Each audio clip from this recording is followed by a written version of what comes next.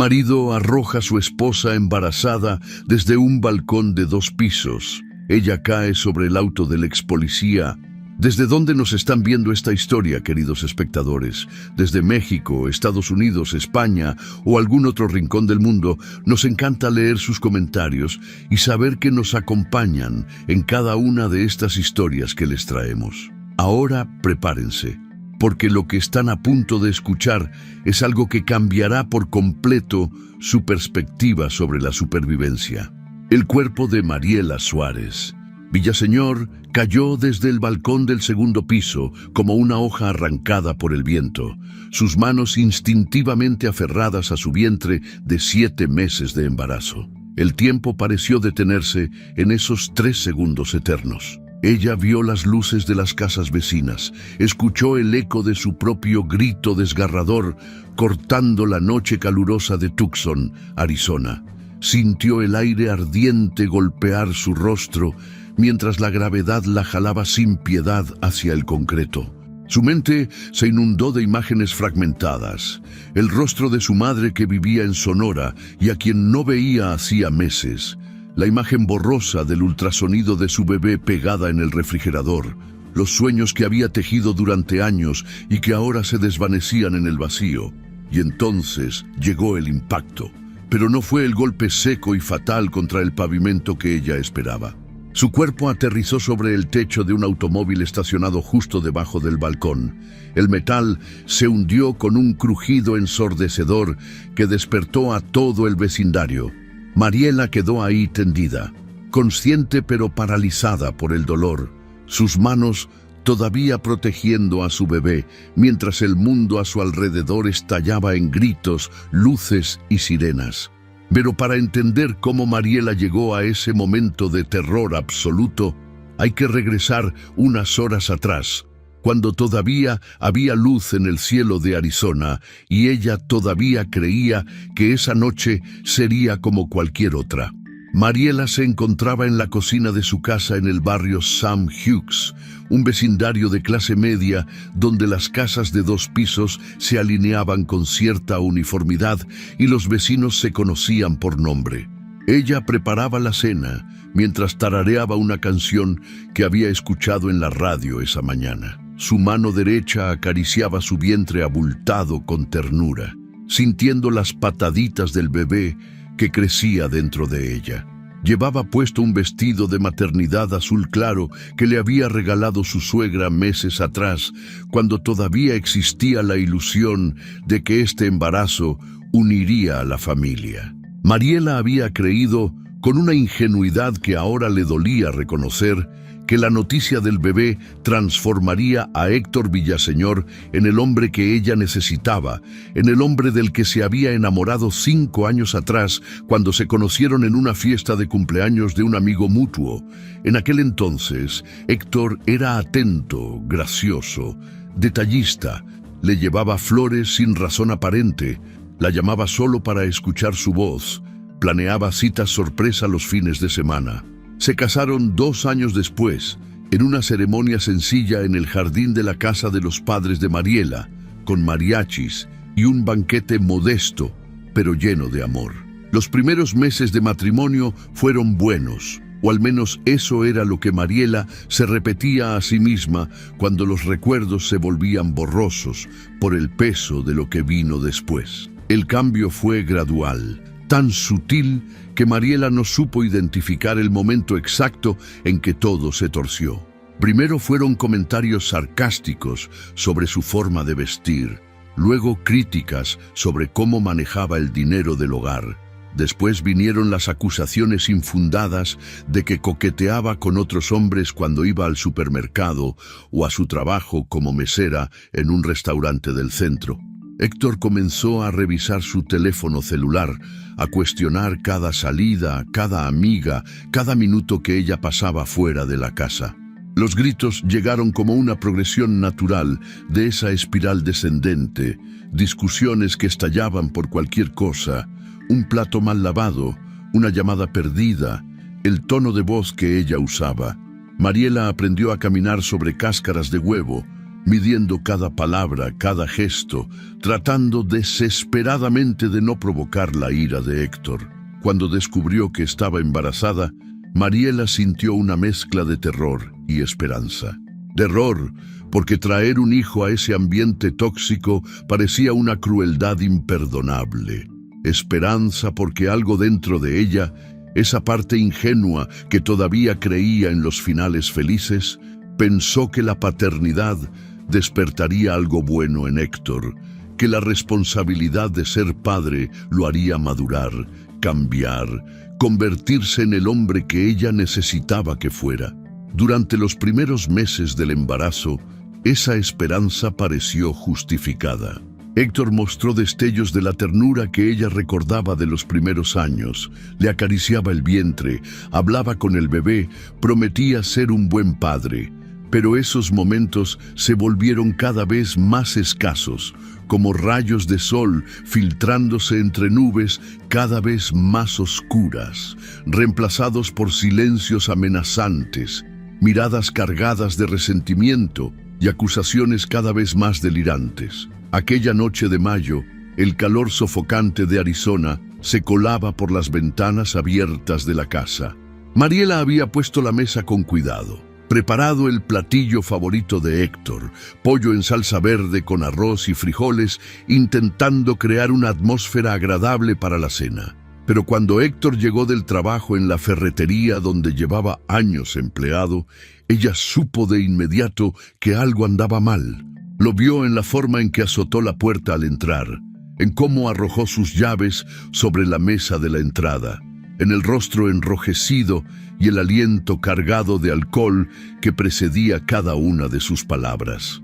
Había estado bebiendo, probablemente desde que salió del trabajo, y eso nunca auguraba nada bueno. La discusión comenzó por algo tan trivial que resultaba casi cómico en retrospectiva. Mariela había olvidado comprar cerveza durante su ida al supermercado esa mañana.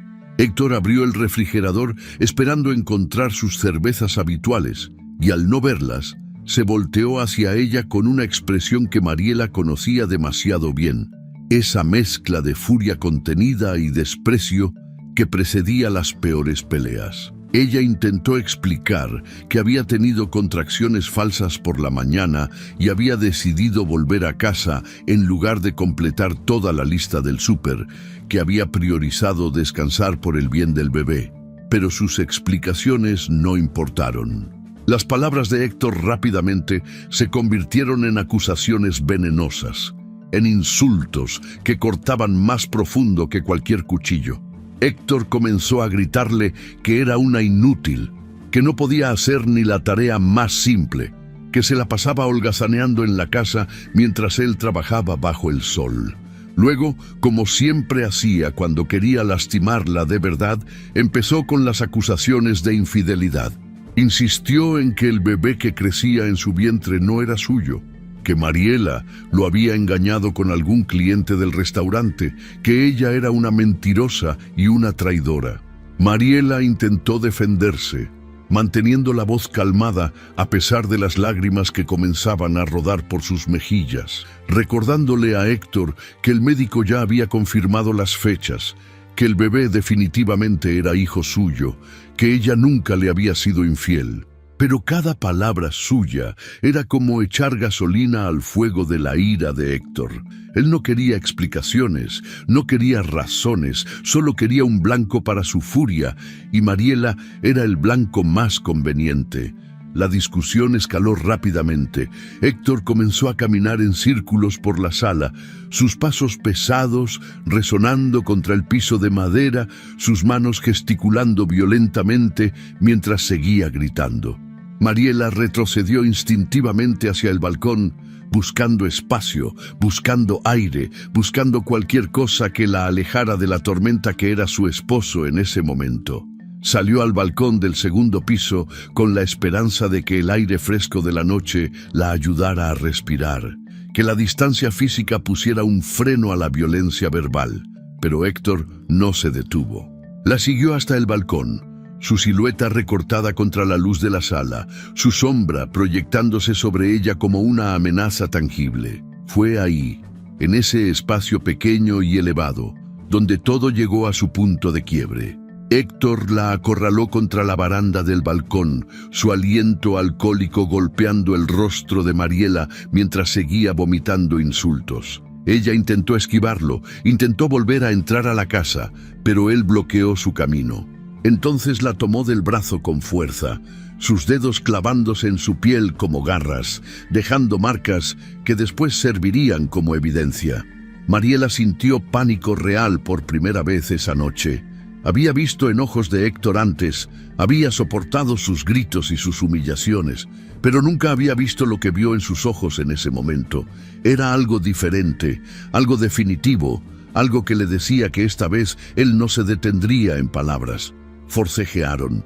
Mariela intentó liberarse, empujando a Héctor con las pocas fuerzas que tenía, suplicándole que la soltara, recordándole que estaba embarazada, que podía lastimar al bebé.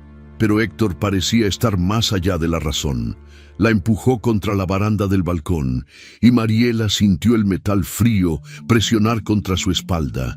Sintió cómo su cuerpo se inclinaba peligrosamente hacia atrás sobre el vacío. Ella gritó, un grito que cortó la noche tranquila del vecindario, un grito que haría que las luces de las casas vecinas se encendieran segundos después. Y entonces, en un movimiento que pareció suceder en cámara lenta, pero que en realidad duró apenas un instante, Héctor levantó el cuerpo de Mariela y con un empujón brutal la lanzó por encima de la baranda hacia el vacío. Mariela cayó con los brazos extendidos instintivamente hacia su vientre, un gesto maternal que ni siquiera tuvo que pensar, como si sus brazos supieran por sí solos que su prioridad era proteger la vida que crecía dentro de ella.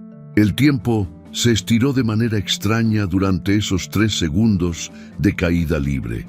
Su cerebro procesaba todo con una claridad aterradora, cada detalle grabándose en su memoria con precisión fotográfica.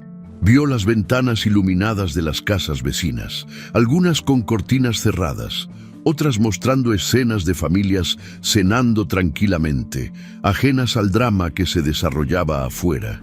Escuchó el eco de su propio grito mezclándose con el sonido del viento en sus oídos. Sintió el aire caliente de esa noche de mayo golpear su rostro, secando las lágrimas que habían comenzado a brotar segundos antes del empujón. Su mente se llenó de imágenes inconexas, recuerdos que pasaban como un carrete de película acelerado, y entonces llegó el impacto, pero no fue el golpe seco y definitivo contra el concreto de la banqueta que ella había anticipado en esa fracción de segundo.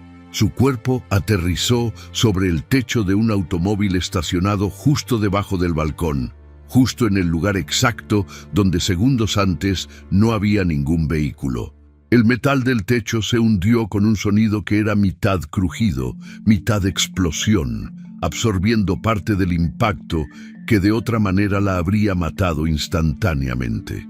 El vehículo pertenecía a Samuel Roswell, un ex policía de 42 años, cabello castaño salpicado de canas, cuerpo todavía fuerte a pesar de haber dejado el servicio activo 2 años atrás debido a una lesión en la rodilla.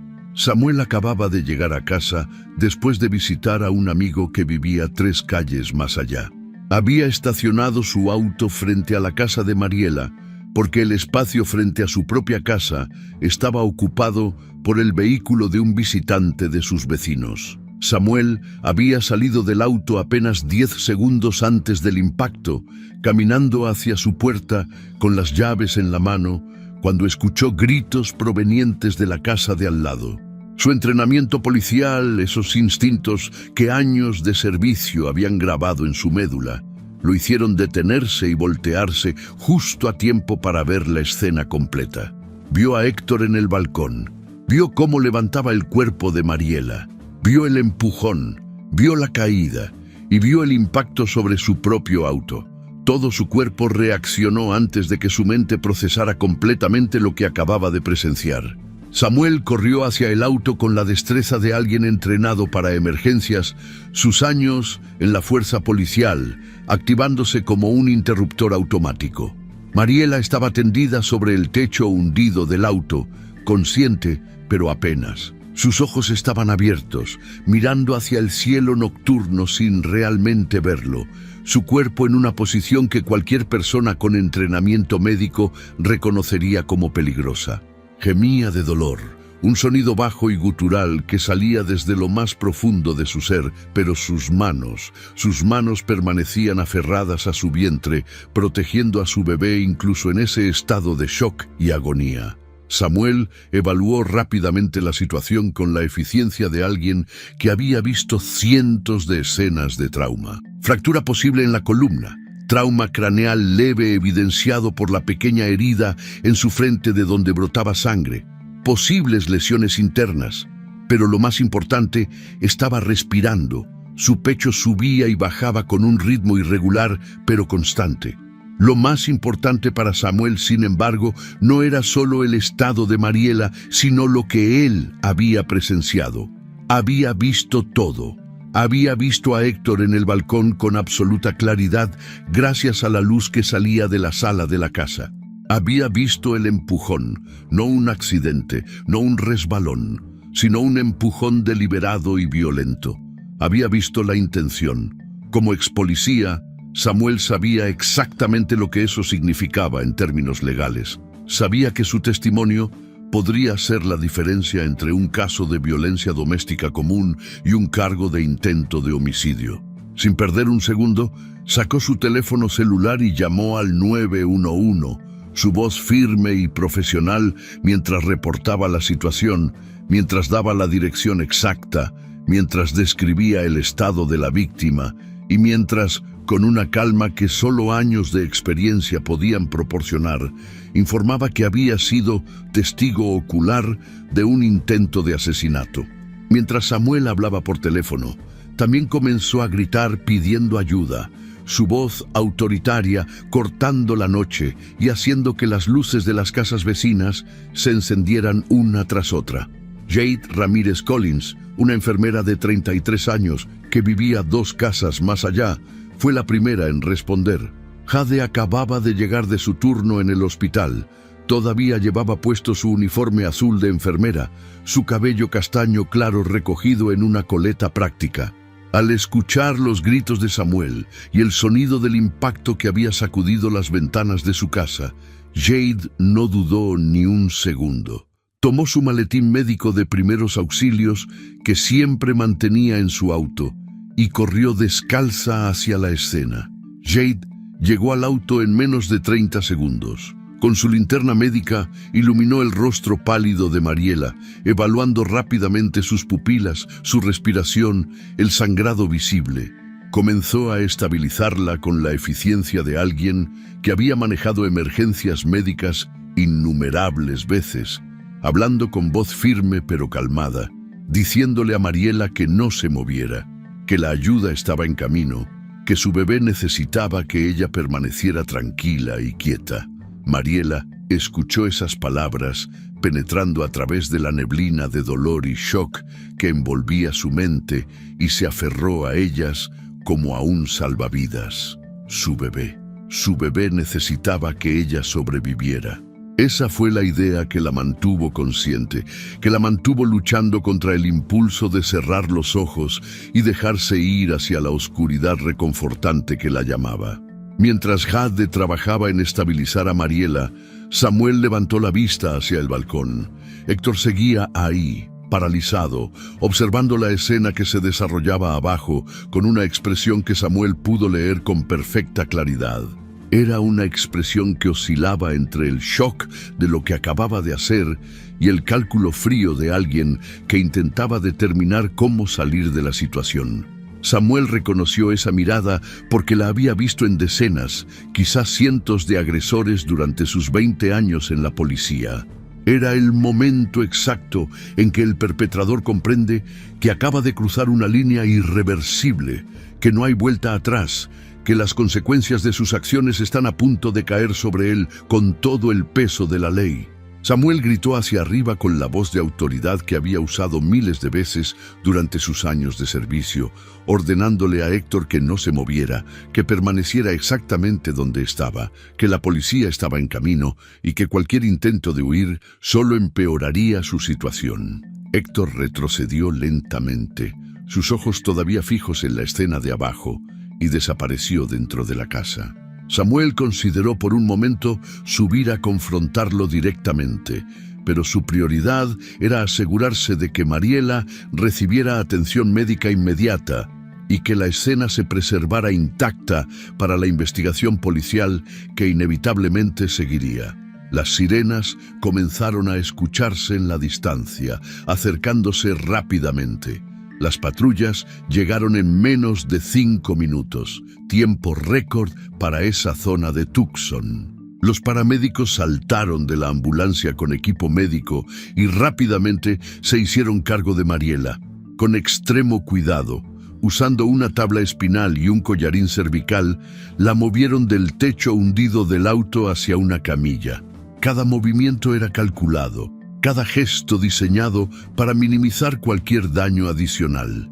Mariela gemía cada vez que la movían, pero mantenía sus manos sobre su vientre, ese gesto protector que no abandonaría ni siquiera en sus momentos de mayor dolor. El detective Logan Price llegó poco después de las patrullas. Era un hombre de 45 años, especialista en casos de violencia doméstica, con un historial impresionante de casos resueltos y convicciones exitosas. Llevaba su cabello rubio oscuro cortado corto y vestía una chaqueta beige sobre una camisa blanca. Price fue directamente hacia Samuel, reconociendo en él a alguien con experiencia en aplicación de la ley.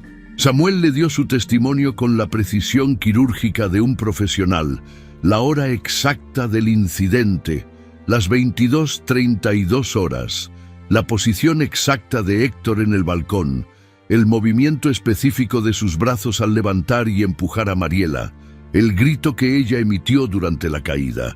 Price tomó notas meticulosas en su libreta, sabiendo que cada detalle que Samuel proporcionaba era oro puro en términos de evidencia. Este no sería un caso difícil de probar, no con un testigo como Samuel Roswell. Mientras Price tomaba la declaración de Samuel, otros oficiales subieron a la casa para arrestar a Héctor. Lo encontraron en la sala, sentado en el sofá con la cabeza entre las manos, su camisa manchada con vino tinto que había derramado durante la discusión inicial. Cuando los oficiales entraron, Héctor intentó alegar que había sido un accidente, que Mariela se había resbalado mientras discutían, que él había intentado sostenerla pero no pudo. Sus palabras carecían de convicción, sonaban huecas incluso para él mismo. La evidencia física contradecía cada una de sus afirmaciones. Los oficiales encontraron el vino derramado, las marcas de forcejeo en el balcón donde la baranda mostraba rasguños frescos y, lo más importante, uno de los vecinos les informó que su cámara de seguridad había capturado todo el incidente desde un ángulo lateral. El caso contra Héctor Villaseñor se estaba construyendo pieza por pieza, cada elemento de evidencia cementando su culpabilidad.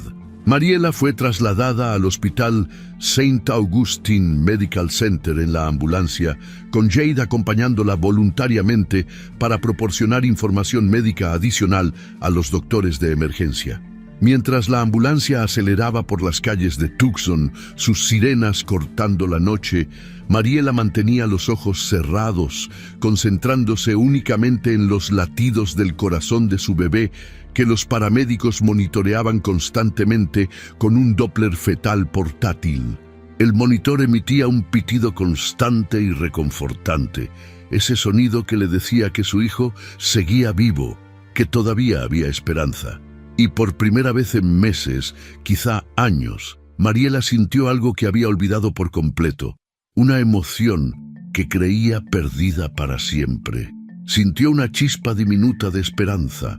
No sabía qué vendría después, no sabía si ella o su bebé sobrevivirían la noche, no sabía cómo sería su vida de ahora en adelante.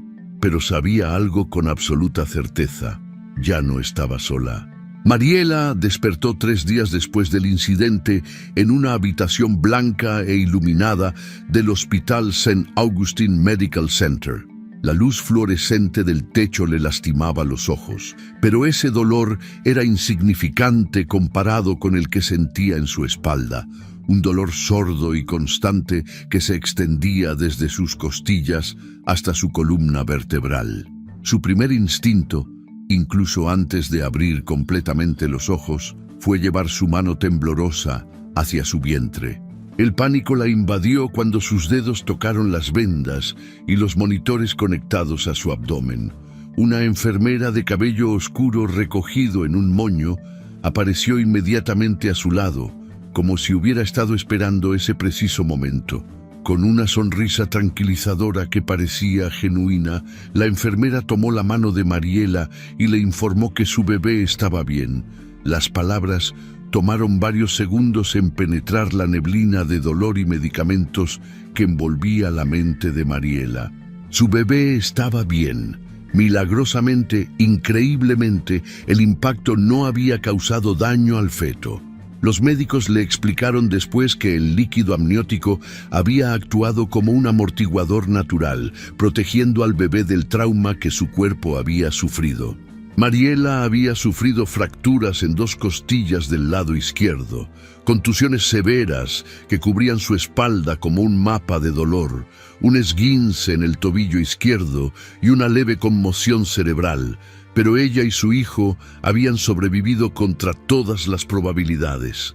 Las lágrimas comenzaron a rodar por sus mejillas sin control, una mezcla compleja de alivio, dolor físico, dolor emocional y terror por lo que había vivido y por lo que todavía vendría.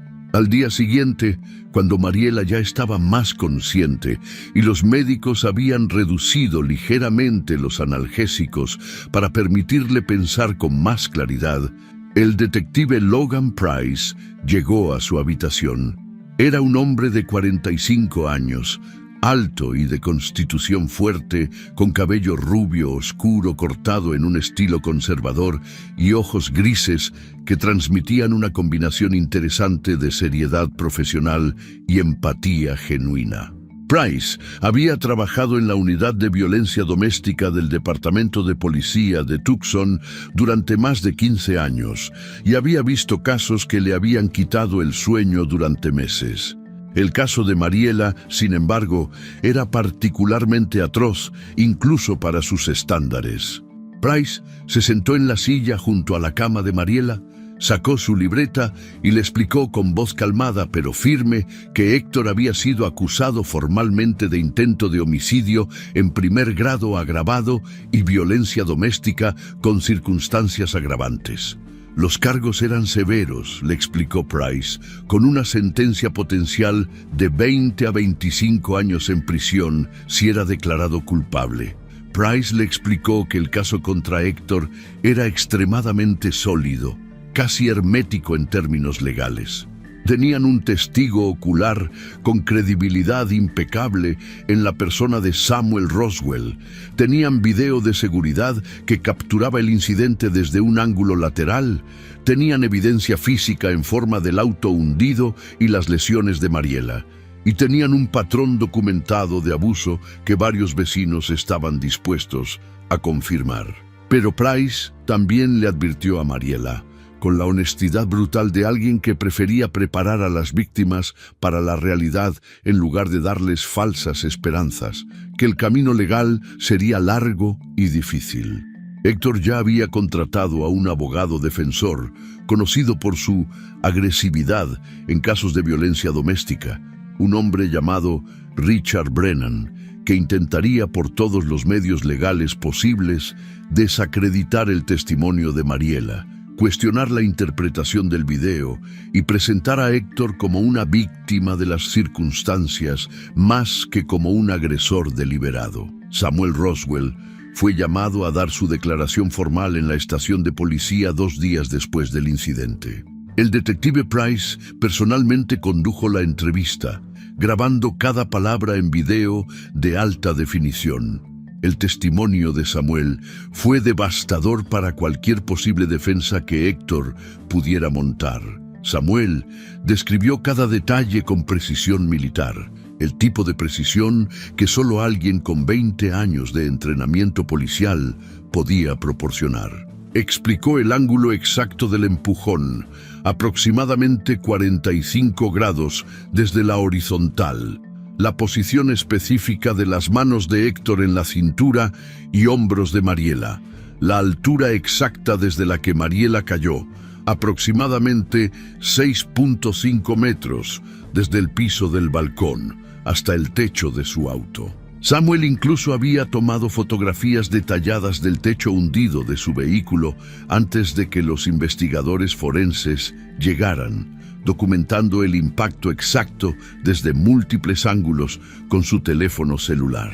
Como ex policía, Samuel sabía exactamente qué tipo de evidencia necesitaría el fiscal y se había asegurado de proporcionarla. Su credibilidad era incuestionable, no solo por su historial de servicio, sino por la objetividad clínica con la que presentaba los hechos. No estaba exagerando, no estaba embelleciendo, simplemente estaba reportando lo que había visto con sus propios ojos. El vehículo de Samuel se había convertido en una pieza de evidencia física crucial, tanto que el departamento de policía lo había remolcado a un almacén de evidencia donde permanecería hasta después del juicio. El detective Price obtuvo el video de la cámara de seguridad de la casa vecina mediante una orden judicial que el juez aprobó en cuestión de horas. El vecino en cuestión, un ingeniero retirado llamado Martin Chen, había instalado un sistema de seguridad de alta definición 6 meses atrás, después de que su casa fuera víctima de un robo. La cámara estaba montada en la esquina de su porche delantero, con un ángulo que capturaba no solo su propiedad, sino también parte de la casa de Mariela y Héctor, incluyendo el balcón del segundo piso. Cuando Price revisó el video por primera vez en su oficina, sintió una mezcla de satisfacción profesional y repulsión humana. Aunque el ángulo no era perfectamente frontal, la grabación mostraba con claridad meridiana a Héctor levantando a Mariela y arrojándola por encima de la baranda del balcón. No había ambigüedad posible, no había espacio para interpretaciones alternativas. La física del movimiento dejaba absolutamente claro que esto no había sido un accidente, no había sido un resbalón, no había sido una pérdida de equilibrio durante una discusión acalorada. Había sido un acto deliberado de violencia extrema. El video también capturaba audio, aunque distorsionado por la distancia, donde se podían escuchar claramente los gritos de Mariela suplicando que la soltara. Price presentó el video ante el fiscal del distrito ese mismo día. La fiscal, Patricia Moreno, una mujer de 52 años conocida en todo el condado por su tenacidad en casos de violencia doméstica, vio el video 3 veces consecutivas, tomando notas detalladas. Al terminar, inmediatamente elevó los cargos de intento de homicidio de segundo grado a primer grado, argumentando que el video demostraba premeditación y deliberación. También solicitó formalmente al juez que Héctor permaneciera detenido sin derecho a fianza, argumentando con evidencia sólida que representaba un peligro claro, inmediato e inminente para Mariela y potencialmente para otros. Mientras el sistema legal comenzaba a moverse con su maquinaria lenta pero inexorable, Mariela luchaba con una tormenta emocional que amenazaba con ahogarla. Durante las largas horas de soledad en su habitación del hospital, cuando las enfermeras no estaban tomando sus signos vitales y los médicos no estaban haciendo sus rondas, ella repasaba mentalmente los 5 años de su matrimonio como si estuviera viendo una película en cámara lenta. Cada escena revelaba algo que no había querido ver en su momento. Cada conversación contenía señales de alarma que había ignorado deliberadamente. Se preguntaba cómo había llegado a este punto, como una mujer inteligente, capaz y con autoestima aparentemente sana, Había terminado en una relación que casi le cuesta la vida. Se preguntaba por qué había aguantado tanto, por qué había creído las promesas vacías de cambio, por qué había normalizado comportamientos que ahora, con la claridad brutal que solo el trauma puede proporcionar, reconocía como profundamente abusivos. Las preguntas la atormentaban. Circulaban en su mente como buitres, picoteando su autoestima y llenándola de culpa y vergüenza. Fue entonces cuando apareció Carmen Delgado, una trabajadora social del hospital especializada en víctimas de violencia doméstica. Carmen era una mujer de 50 años, con cabello gris que no intentaba ocultar y ojos café llenos de compasión ganada a través de años de trabajo en las trincheras de este problema social. Carmen visitó la habitación de Mariela y pasó más de 2 horas hablándole sobre el ciclo de abuso, sobre las fases de tensión, explosión y luna de miel que caracterizaban las relaciones violentas.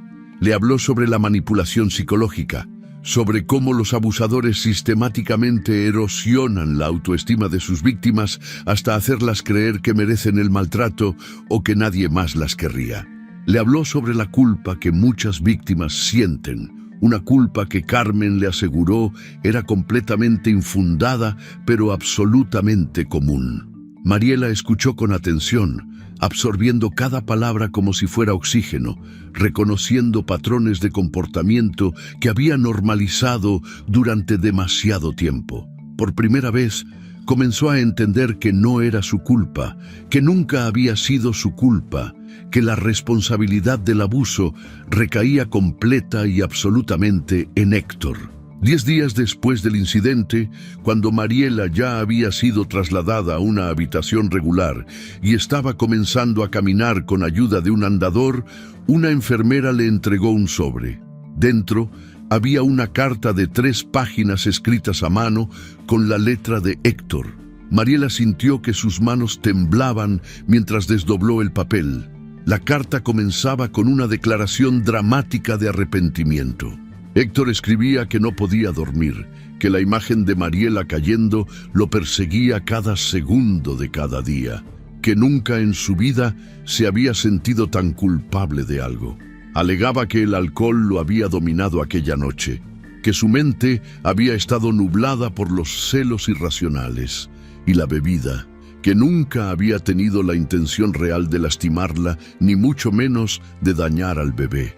Le suplicaba a Mariela que retirara los cargos, prometiendo cambiar de verdad esta vez, prometiendo buscar ayuda profesional para sus problemas de ira y sus celos, prometiendo convertirse en el esposo y padre que ella y el bebé merecían. La carta estaba llena de las mismas promesas que Mariela había escuchado docenas, quizás cientos de veces antes durante los 5 años de su matrimonio. Promesas hechas después de cada explosión de violencia verbal, después de cada humillación pública, después de cada episodio de control obsesivo.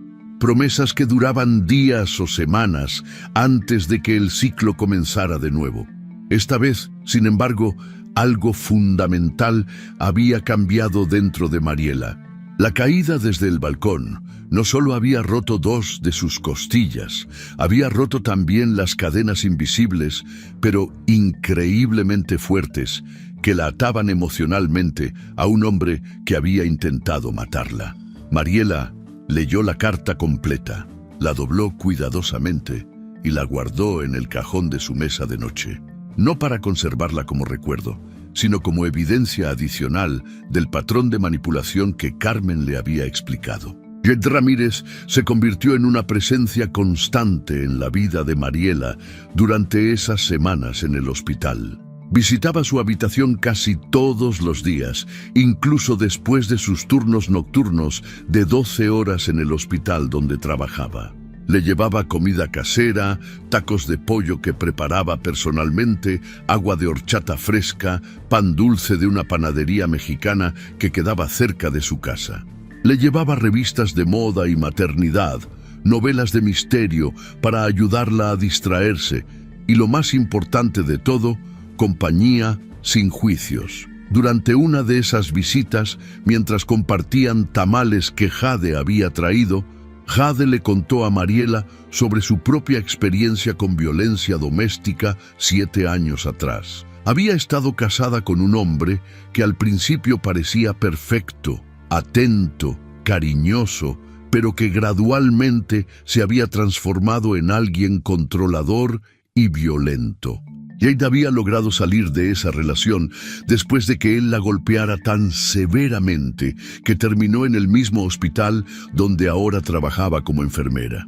Fue esa experiencia, le explicó Jade, la que la había motivado a especializarse en enfermería de emergencias para poder ayudar a otras mujeres que pasaban por lo mismo. Las dos mujeres formaron un vínculo rápido y profundo, el tipo de conexión que solo puede existir entre personas que han sobrevivido traumas similares. Jade se convirtió en más que una vecina compasiva, se convirtió en una aliada genuina, en una hermana de batalla que entendía sin necesidad de explicaciones largas lo que Mariela estaba sintiendo y experimentando. Le aseguró a Mariela, mirándola directamente a los ojos con una intensidad que no admitía dudas, que no tendría que enfrentar esto sola, que Jade estaría ahí para apoyarla en cada paso del proceso legal y de recuperación personal que vendría. La audiencia preliminar se llevó a cabo exactamente 2 semanas después del incidente, en la sala 3 del Tribunal Superior del Condado de Pima. Mariela no pudo asistir físicamente debido a su condición médica, pero el juez autorizó que participara mediante videoconferencia desde su habitación del hospital. Héctor apareció en la sala del tribunal esposado y vestido con un traje barato color gris que probablemente había pertenecido a su padre, acompañado por su abogado Richard Brennan, un hombre de 60 años con reputación de defender agresivamente incluso a los clientes más obviamente culpables. Héctor había ensayado una expresión de contrición calculada, con la cabeza ligeramente baja y las manos entrelazadas frente a él, pero sus ojos traicionaban algo diferente cuando ocasionalmente miraba hacia la cámara donde sabía que Mariela lo estaba viendo. Brennan intentó argumentar ante el juez, un hombre llamado Thomas Harrigan, con 30 años en el banquillo, que su cliente no representaba un peligro para la comunidad, que el incidente había sido el resultado de una discusión doméstica que se había salido de control trágicamente, que las emociones exacerbadas y el alcohol habían nublado el juicio de Héctor, pero que su cliente merecía la oportunidad de enfrentar los cargos desde la libertad bajo fianza. La fiscal Patricia Moreno se puso de pie y presentó su argumento en contra con una voz que no admitía réplica. Describió la brutalidad del ataque, el hecho de que la víctima estaba embarazada de 7 meses, la altura desde la cual había sido arrojada, y el hecho de que solo un milagro del destino, en forma del auto de Samuel, había evitado que tanto la madre como el bebé murieran. Luego, con un gesto dramático pero efectivo, Moreno solicitó que se reprodujera el video de seguridad en la sala del tribunal.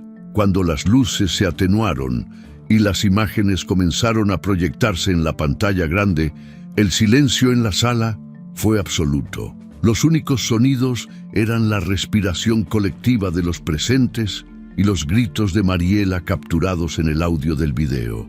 El juez Harrigan observó las imágenes con un rostro completamente pétreo, que no revelaba sus pensamientos, pero sus ojos se estrecharon ligeramente cuando la imagen mostró claramente a Héctor levantando a Mariela y arrojándola por encima de la baranda. Cuando el video terminó y las luces se encendieron nuevamente, el juez Harrigan tomó menos de 30 segundos para tomar su decisión. Negó categóricamente la solicitud de fianza, declarando que el video demostraba claramente un peligro inminente para la víctima y potencialmente para otros, y programó el juicio formal para 2 meses después, tiempo que consideraba razonable para que ambas partes prepararan sus casos y para que Mariela se recuperara lo suficiente como para testificar presencialmente. El detective Price visitó a Mariela 3 días después de la audiencia preliminar. Se sentó en la silla junto a su cama, esta vez sin su libreta de notas, y le habló con una franqueza que ella agradeció profundamente. Le explicó que el caso contra Héctor era extraordinariamente sólido, probablemente uno de los más sólidos que había visto en su carrera, pero que la fortaleza final del caso dependería en gran medida de su testimonio. El video era evidencia poderosa. El testimonio de Samuel era crucial, la evidencia física era irrefutable, pero nada tendría el impacto emocional y legal que tendría escuchar a la propia víctima contar su historia frente a un jurado. Price le preguntó directamente si estaría dispuesta a testificar en el juicio, mirándola a los ojos mientras hacía la pregunta. Mariela sintió miedo, un miedo visceral que le apretaba el pecho y le dificultaba respirar. La idea de estar en la misma sala que Héctor, aunque fuera una sala de tribunal llena de oficiales y con Héctor esposado, la aterrorizaba de una manera que no sabía cómo expresar con palabras. La idea de verlo a los ojos otra vez, de revivir aquella noche horrorosa frente a extraños, de ser interrogada y potencialmente humillada por el abogado de Héctor, todo eso la llenaba de un terror que amenazaba con paralizarla. Pero entonces, en medio de ese miedo abrumador, sintió algo más. Colocó su mano sobre su vientre, ahora notablemente más grande que antes del incidente, y sintió a su bebé moverse, una patadita fuerte que pareció decirle que él también estaba luchando, que él también era un sobreviviente. En ese momento, Mariela supo cuál era su respuesta. Miró al detective Price y con voz temblorosa pero firme le dijo que sí, que testificaría, no solo por ella misma, aunque esa era razón suficiente, sino por su hijo. Quería que su hijo creciera sabiendo que su madre había tenido el valor de enfrentar a su agresor, que había tenido la fuerza de decir la verdad, incluso cuando esa verdad era dolorosa y aterradora, que ella había luchado no solo por sobrevivir, sino por obtener justicia.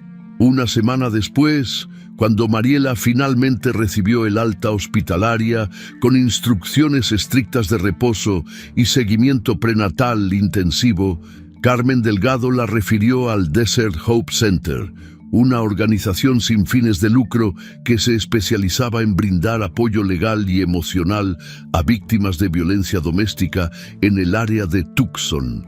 El centro operaba desde un edificio discreto en el centro de la ciudad, diseñado específicamente para garantizar la seguridad y privacidad de sus clientas. Mariela llegó al centro en compañía de Jade, quien había insistido en llevarla personalmente. Una vez adentro, Mariela se sintió inmediatamente acogida por el ambiente cálido pero profesional del lugar. Conoció a otras mujeres que habían pasado por experiencias similares, cada una con su propia historia de supervivencia y lucha.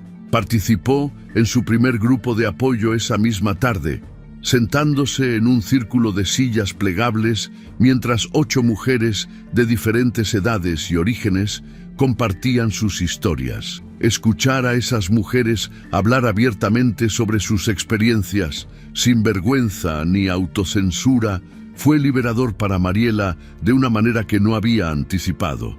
Por primera vez desde el incidente, no se sentía sola en su experiencia. Recibió asesoría legal gratuita de abogados voluntarios que trabajaban con el centro, quienes le explicaron en detalle sus derechos, las opciones disponibles para órdenes de restricción, los procedimientos de divorcio y custodia. También comenzó terapia psicológica con una terapeuta llamada Dr. Lisa Chen, una psicóloga especializada en trauma que trabajaba específicamente con víctimas de violencia doméstica. Por primera vez en mucho tiempo, Mariela se sintió verdaderamente comprendida y respaldada.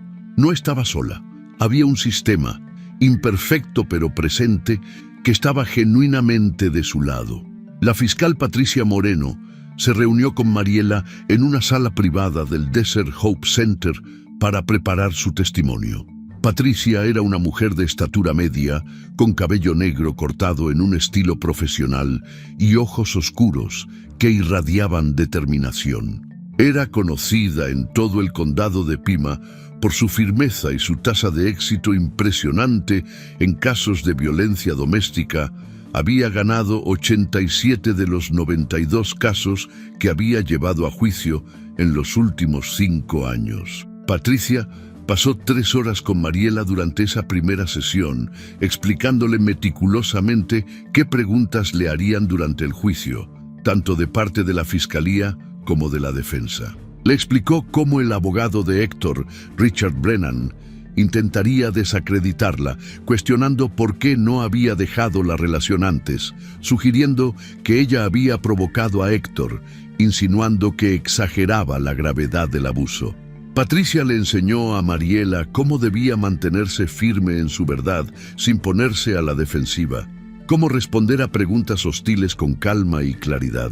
También coordinó reuniones separadas con Samuel y Haidt para asegurarse de que todos los testimonios fueran consistentes y mutuamente reforzadores sin haber sido ensayados de manera que parecieran artificiales. El caso estaba tomando forma de manera sólida, cada pieza de evidencia encajando con las demás para crear un cuadro completo e irrefutable de lo que había sucedido aquella noche de mayo. A medida que se acercaba la fecha del juicio, Mariela comenzó a experimentar algo que no había sentido en años, una emoción que al principio no supo identificar porque había estado ausente de su vida durante tanto tiempo. Era rabia, pero no la rabia destructiva y explosiva que había visto en Héctor, sino una rabia justa, limpia, energizante.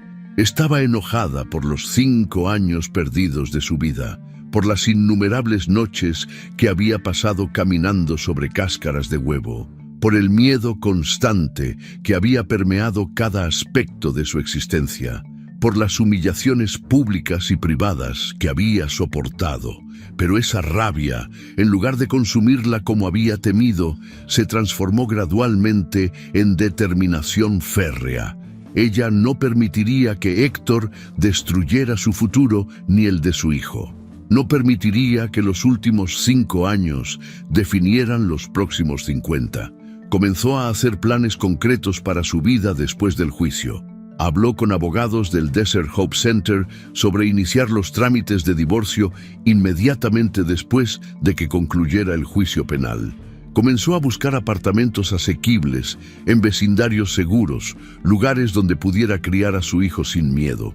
Investigó programas de asistencia para madres solteras, oportunidades educativas que le permitirían eventualmente dejar su trabajo como mesera y conseguir algo más estable y mejor pagado. Su terapeuta, la Dr. Chen, le explicó que este proceso de planificación era parte esencial de su recuperación, que tomar control de su futuro era una forma poderosa de contrarrestar los años en que Héctor había controlado cada aspecto de su vida. La noche antes del juicio, Mariela se sentó en la pequeña habitación de huéspedes que Jade le había ofrecido temporalmente después de que saliera del hospital. Su vientre estaba ahora en el 8º mes de embarazo, grande y pesado, el bebé moviéndose activamente dentro de ella.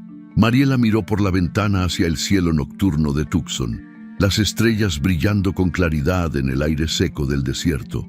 Levantó su mano izquierda y observó la pulsera tejida que todavía llevaba puesta, la misma pulsera que llevaba la noche de la caída, la misma que milagrosamente no se había roto durante el impacto.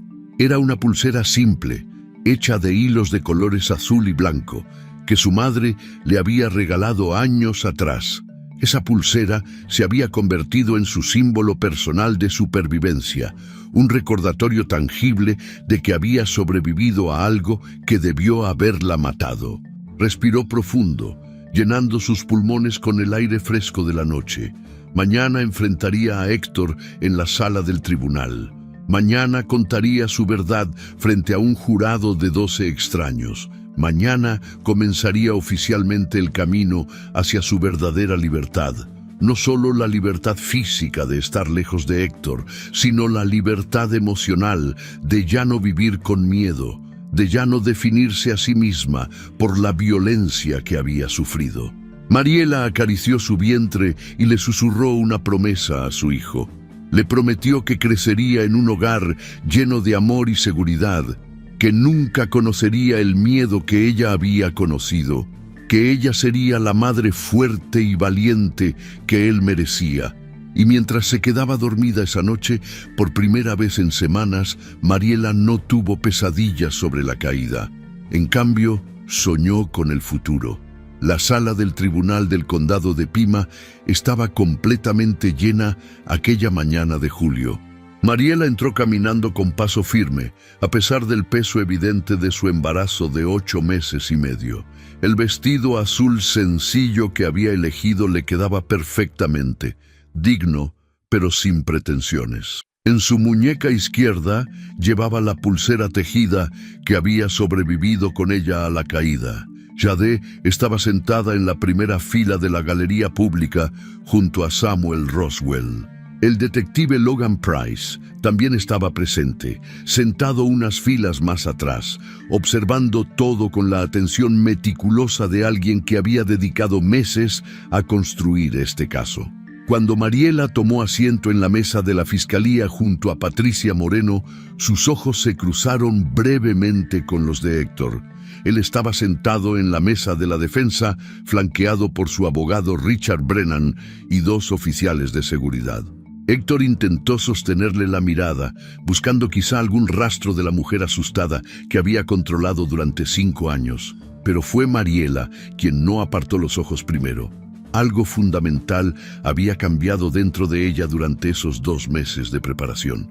Ya no le tenía miedo. El juez Thomas Harrigan entró a la sala y todos se pusieron de pie. Después de las formalidades iniciales y la selección final del jurado, la fiscal Patricia Moreno presentó sus argumentos de apertura con una claridad y contundencia que dejaron el tono para todo el juicio. Describió los hechos sin dramatismo innecesario, porque los hechos por sí solos eran suficientemente dramáticos. Una mujer embarazada de 7 meses, arrojada desde un balcón de segundo piso por su propio esposo, salvada solo por la coincidencia milagrosa de que un auto estuviera estacionado justo en el lugar correcto, en el momento correcto. Moreno explicó al jurado que durante los próximos días escucharían testimonios, verían evidencia física y observarían video que no dejaría duda alguna sobre la culpabilidad del acusado. Cuando Patricia Moreno llamó a Mariela al estrado como la primera testigo de la fiscalía, ella se puso de pie y caminó hacia el frente de la sala con la cabeza en alto. Colocó su mano sobre la Biblia y juró decir la verdad, toda la verdad y nada más que la verdad. Una vez sentada en la silla del testigo, Mariela respiró profundo y comenzó a relatar su historia bajo las preguntas guiadas de Moreno. Habló de cómo había conocido a Héctor, de los primeros años que habían parecido normales e incluso felices. Luego describió cómo gradualmente el comportamiento de él había cambiado, volviéndose controlador, celoso, verbalmente abusivo. Explicó los años de gritos, humillaciones y amenazas que había soportado. Habló de cómo el embarazo, lejos de mejorar las cosas como ella había esperado ingenuamente, había intensificado la violencia de Héctor. Las acusaciones de infidelidad se habían vuelto más frecuentes y delirantes, los episodios de ira más intensos y peligrosos. Finalmente, Mariela describió aquella noche de mayo con un detalle que hizo que varios miembros del jurado se inclinaran hacia adelante en sus asientos. Relató la discusión que comenzó por la cerveza olvidada, cómo escaló rápidamente a acusaciones sobre la paternidad del bebé, cómo ella había salido al balcón buscando espacio para respirar. Describió el forcejeo, la sensación del metal frío de la baranda contra su espalda y finalmente el momento exacto en que Héctor la levantó y la arrojó al vacío.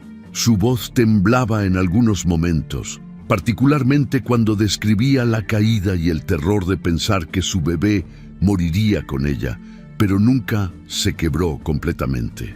Cuando terminó su testimonio directo, Mariela notó que varios miembros del jurado tenían lágrimas en los ojos. Dos de las mujeres en el jurado estaban secándose discretamente las mejillas con pañuelos. El contrainterrogatorio del abogado Richard Brennan fue exactamente tan agresivo como Patricia Moreno había advertido que sería.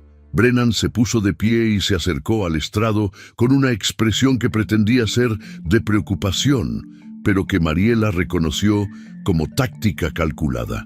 Le preguntó con voz suave pero insistente por qué no había denunciado a Héctor antes si realmente había sido víctima de abuso durante años. Le preguntó por qué se había quedado en el matrimonio, por qué había elegido tener un bebé con un hombre al que ahora describía como violento y peligroso. Insinuó que quizá ella había provocado la discusión aquella noche, que quizá había dicho cosas deliberadamente hirientes para encolerizar a Héctor.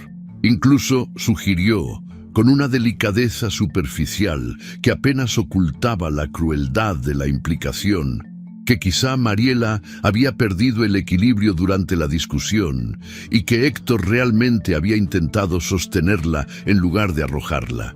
Mariela respondió cada pregunta con una calma y claridad que sorprendieron incluso a Patricia Moreno.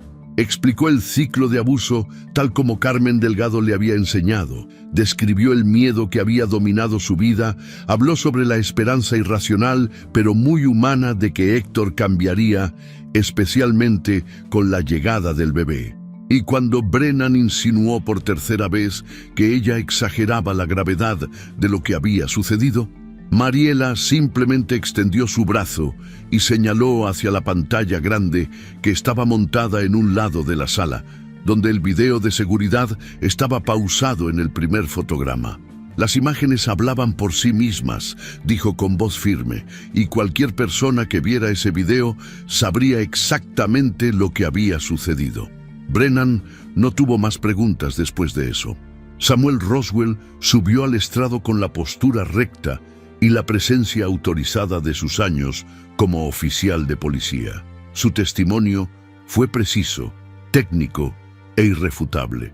Explicó con exactitud científica la física del empujón, describiendo el ángulo de aproximadamente 45 grados, la fuerza necesaria para lanzar un cuerpo por encima de una baranda de 1 metro de altura, la trayectoria de la caída. Describió el impacto sobre el techo de su vehículo, presentando fotografías forenses detalladas que había tomado desde múltiples ángulos. Las imágenes mostraban claramente la abolladura profunda en el techo del auto, con medidas precisas que indicaban la fuerza del impacto.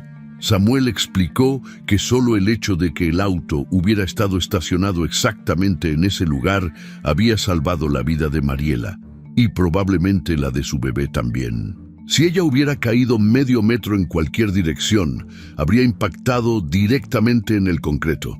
Como ex policía, la credibilidad de Samuel era incuestionable. Había testificado en docenas de juicios durante su carrera y sabía exactamente cómo presentar evidencia de manera clara y convincente. Cuando el abogado defensor intentó sugerir durante el contrainterrogatorio que quizás Samuel no había visto con claridad lo que sucedió en el balcón debido a la oscuridad de la noche, Samuel respondió con una precisión que cerró ese intento inmediatamente. Explicó que el alumbrado público del vecindario Sam Hughes era excelente, que las luces estaban espaciadas cada 30 metros y que la casa de Mariela y Héctor tenía una luz directamente frente a ella. Además, agregó, su visión había sido evaluada recientemente durante su examen médico anual y había sido calificada como 20/20 sin necesidad de corrección. Había visto perfectamente lo que Héctor hizo. El abogado Brennan no tuvo más preguntas. La proyección del video de seguridad fue sin duda el momento más impactante de todo el juicio. Las luces de la sala se atenuaron y la pantalla grande cobró vida. Aunque el video había sido grabado desde un ángulo lateral y la calidad no era perfecta, mostraba con claridad suficiente la secuencia completa de eventos. Mariela saliendo al balcón, sus manos acariciando su vientre en un gesto protector. Héctor siguiéndola segundos después, su postura agresiva visible incluso en la grabación borrosa. El forcejeo entre ambos, los movimientos bruscos y finalmente el momento horrible en que Héctor levantaba el cuerpo de Mariela con ambas manos y la lanzaba por encima de la baranda del balcón. El video capturaba incluso el breve instante en que el cuerpo de ella desaparecía de la vista y el sonido distante pero audible del impacto contra el auto. No había ambigüedad posible en esas imágenes. No había espacio para interpretaciones alternativas. Cuando las luces de la sala se encendieron nuevamente, el rostro de cada miembro del jurado reflejaba una mezcla de horror genuino e indignación. Varios de ellos miraron hacia Héctor con expresiones que claramente indicaban que ya habían tomado su decisión. Jade Ramírez testificó sobre el estado en que había encontrado a Mariela inmediatamente después de la caída. Describió con precisión médica profesional las lesiones visibles, el sangrado, la posición del cuerpo que indicaba posible trauma espinal y sobre todo el riesgo inminente para la vida tanto de la madre como del bebé. Explicó que como enfermera de emergencias había visto muchos casos de trauma severo y que en su opinión profesional, solo el hecho de que el vehículo de Samuel hubiera amortiguado la caída había evitado una tragedia fatal doble. Kate también habló, con una emoción que no intentó ocultar, sobre el miedo que había visto en los ojos de Mariela aquella noche. No era el miedo del momento, explicó Jade, sino un miedo más profundo, más antiguo, un miedo que claramente había estado presente durante mucho tiempo. Era el miedo de alguien que había vivido con terror constante y que finalmente había visto materializarse su peor pesadilla. Contra el consejo explícito y repetido de su abogado Richard Brennan, Héctor insistió en testificar en su propia defensa. Fue un error estratégico devastador que incluso los observadores legales menos experimentados en la galería pudieron reconocer. En el estrado, Héctor intentó presentarse como víctima de sus propias circunstancias. Alegó que los celos lo habían cegado aquella noche, que el alcohol había nublado su juicio hasta el punto de que no sabía lo que estaba haciendo. Habló con voz que intentaba sonar arrepentida sobre cómo amaba a Mariela, como nunca había querido lastimarla realmente.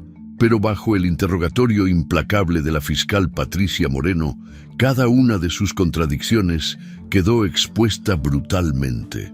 Primero negó haber empujado a Mariela, insistiendo en que ella había perdido el equilibrio. Cuando Moreno le mostró el video, Héctor cambió su historia, alegando entonces que había sido un impulso momentáneo, una reacción instantánea sin pensamiento.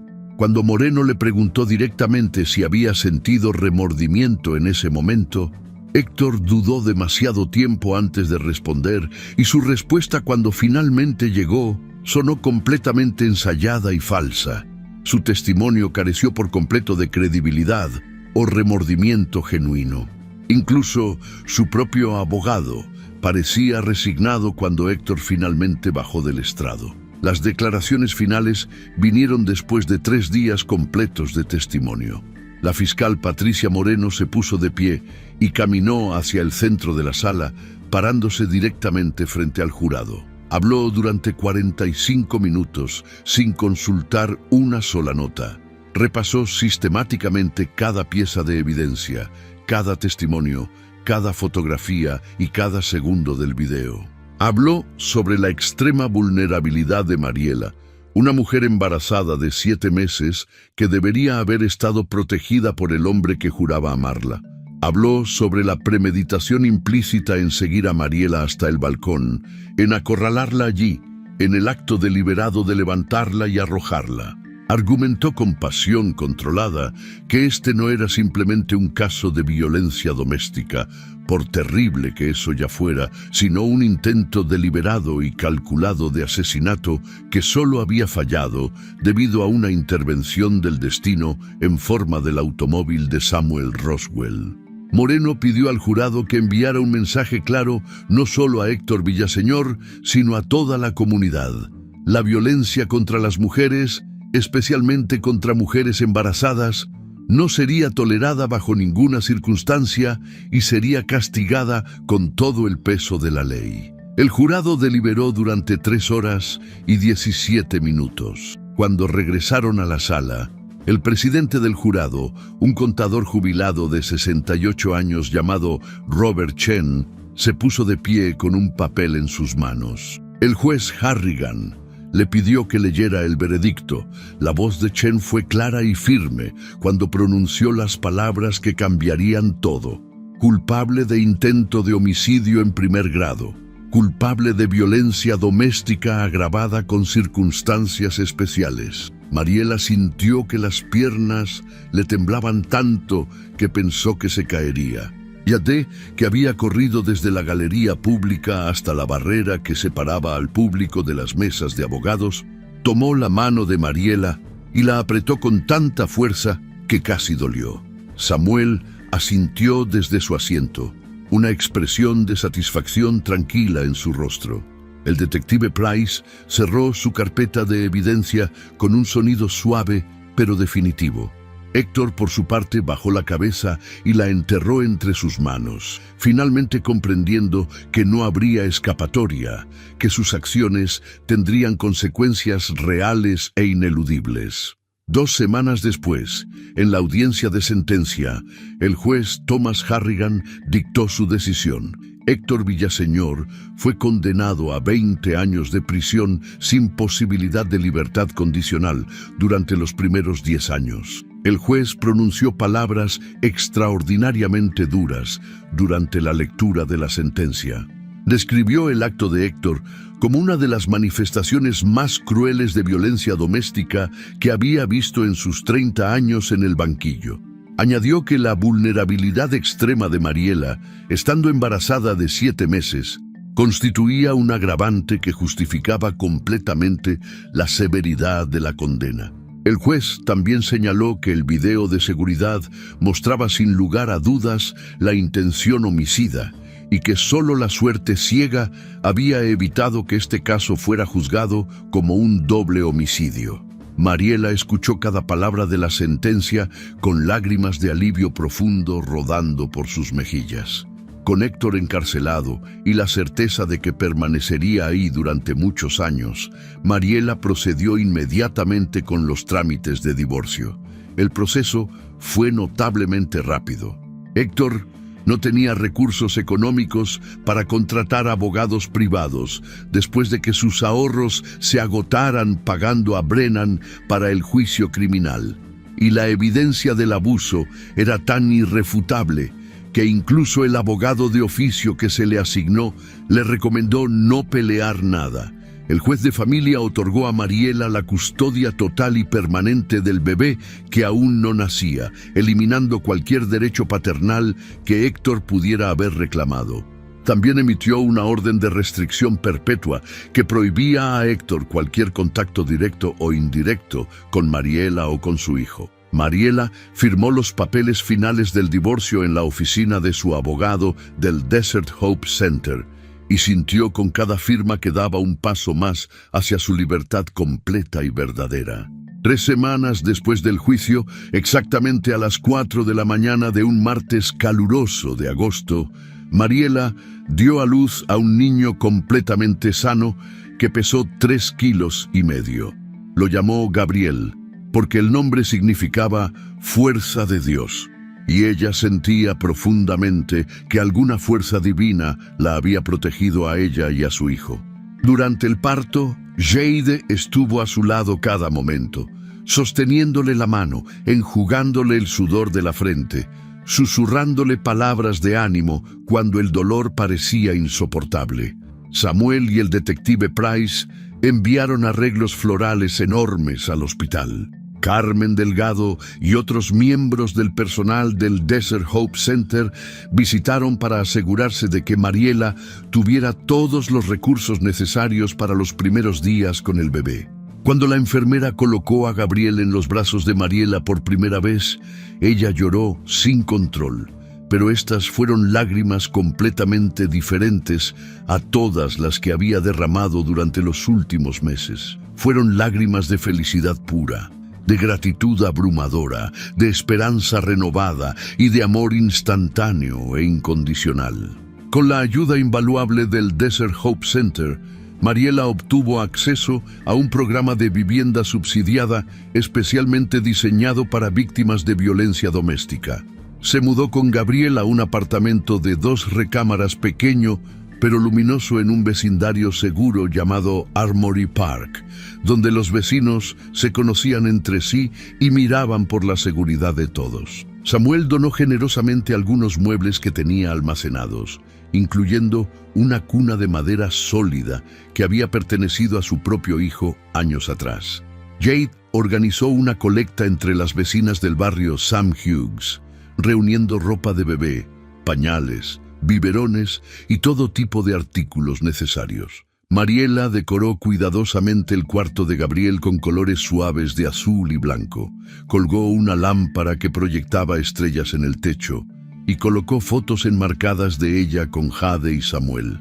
Por primera vez en muchísimos años, Mariela tenía un hogar que era verdadera y completamente suyo, un espacio donde no existía el miedo, donde cada rincón representaba seguridad en lugar de peligro.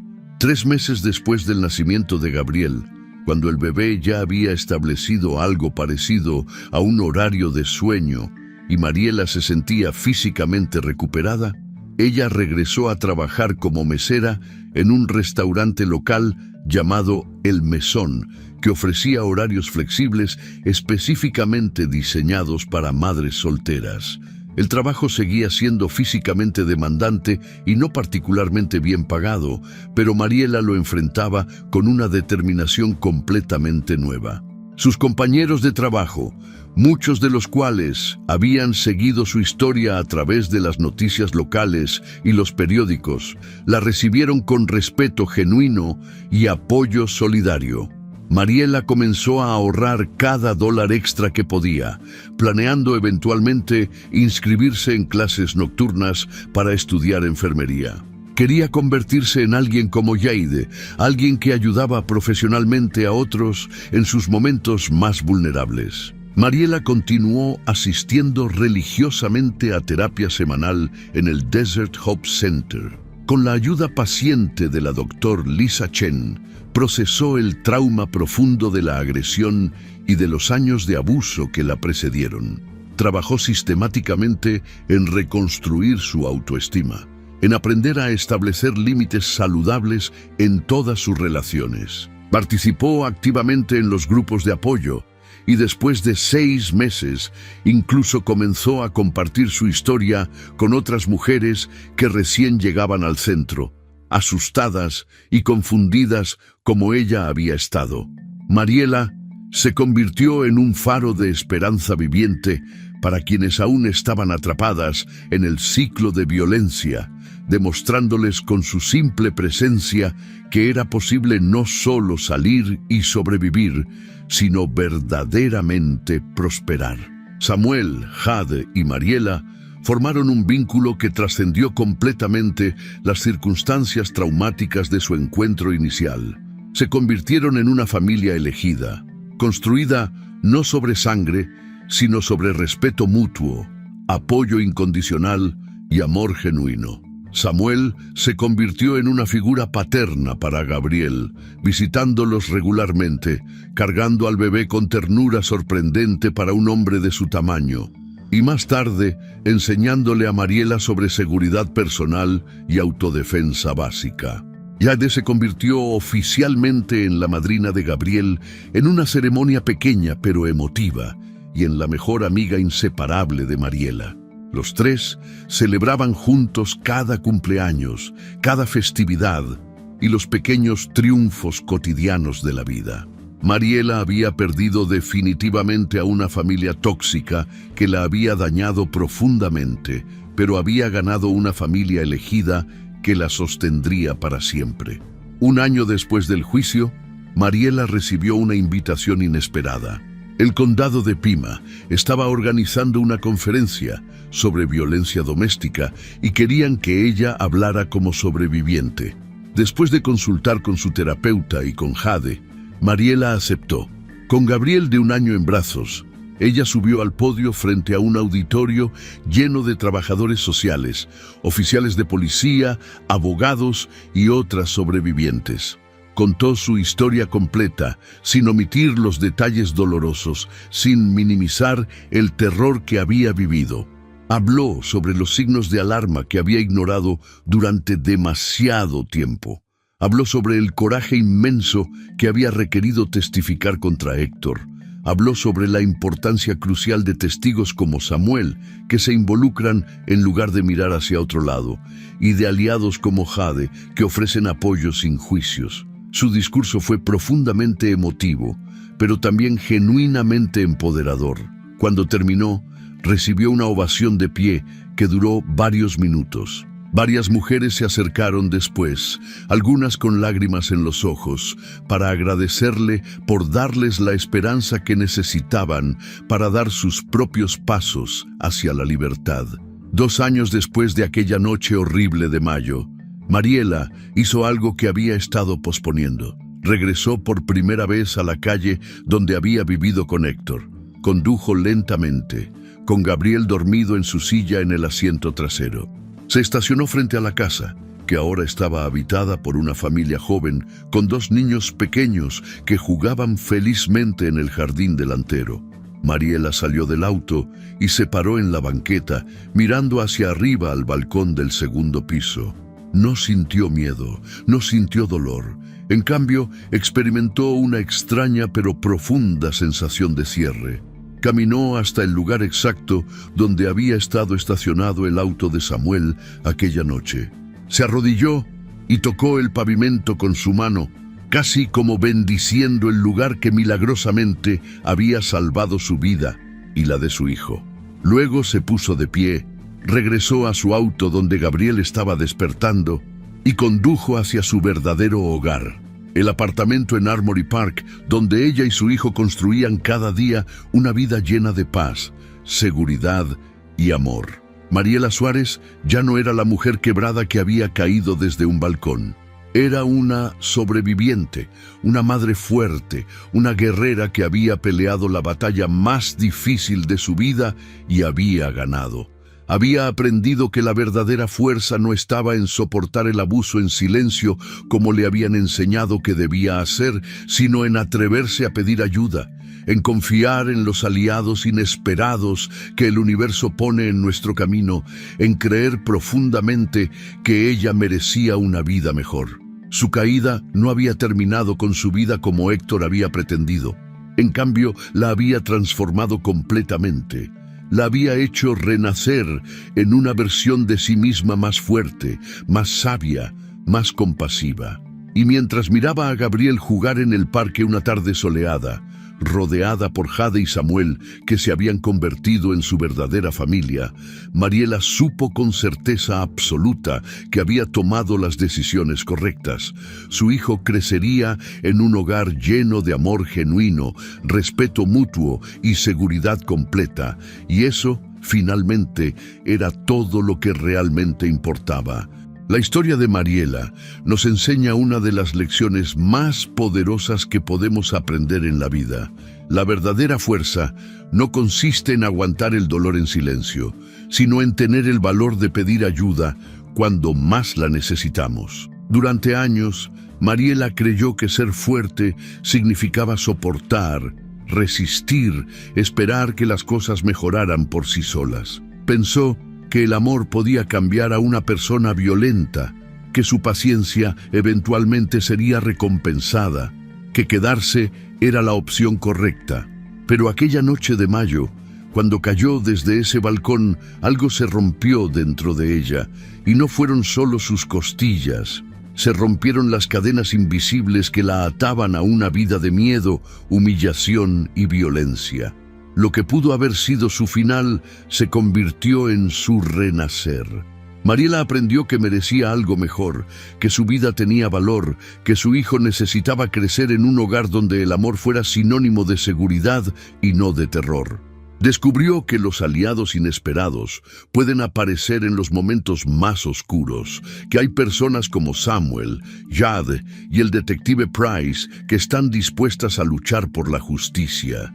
Entendió que testificar contra su agresor no era venganza, sino dignidad, que decir la verdad, aunque duela, es el primer paso hacia la libertad. La historia de Mariela nos recuerda que nunca es tarde para salir, que siempre hay ayuda disponible, que el ciclo de violencia puede romperse. Nos enseña que las familias no siempre se definen por la sangre, sino por el amor genuino, el respeto mutuo y el apoyo incondicional. Nos muestra que después de la tormenta más brutal puede venir el amanecer más hermoso, que la caída más dolorosa puede convertirse en el impulso que necesitamos para volar. Si tú o alguien que conoces está viviendo una situación de violencia, recuerda las palabras que Mariela ahora comparte con otras mujeres en el Desert Hope Center. Mereces una vida sin miedo, mereces ser tratada con dignidad, mereces ser feliz. Pedir ayuda no es debilidad, es el acto más valiente que puedes hacer. Tu vida importa, tu bienestar importa, y siempre hay una salida. Si te gustó esta historia, deja tu comentario y cuéntanos desde qué país nos estás viendo. Es muy importante para nosotros. Deja tu like y suscríbete al canal para seguir recibiendo historias increíbles como esta nueva historia que está apareciendo para ti ahora. Haz clic en la historia que está apareciendo en pantalla y sorpréndete.